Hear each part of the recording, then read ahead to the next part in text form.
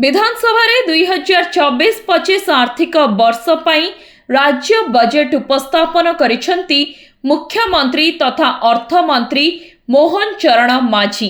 बजेट्र प्रथम पर्याय रे से कृषि बजेट संपर्क रे घोषणा करिसेंती।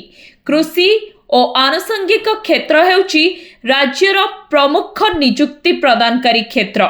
2023-24 आर्थिक वर्ष रे 24,829 कोटी बजेट थिबा बेले 2024-25 रे एहाकु 36% वृद्धि करी 33,919 कोटी टंकार व्यय बराद करा जायछि। धान क्रय व्यवस्था को सरल करा जिवो ओ कटनी छटनी को बंद करा जाई आर्द्रता परिमाण को मेसिन व्यवहार करा जिवो। क्विंटल पिछा 3,100 टंकारे धान किणा जिवो। 2024-25 रे समृद्ध कृषक योजना पाई 5,000 कोटी टंका रखा जायछि। कृषकंक आय वृद्धि पाई पदक्षेप निया जाउछि।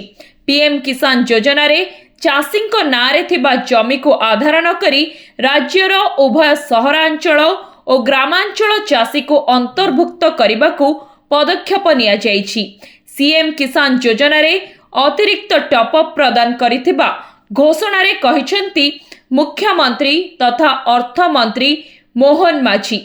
एही योजना रे 1935 कोटी टंकार व्यय बराद करा जायछि। प्रधानमंत्री फसल बीमा योजना पाई 600 कोटी टंका और श्री अन्न अभियान पाई 649 कोटी टंकार व्यय बराद करा जायछि।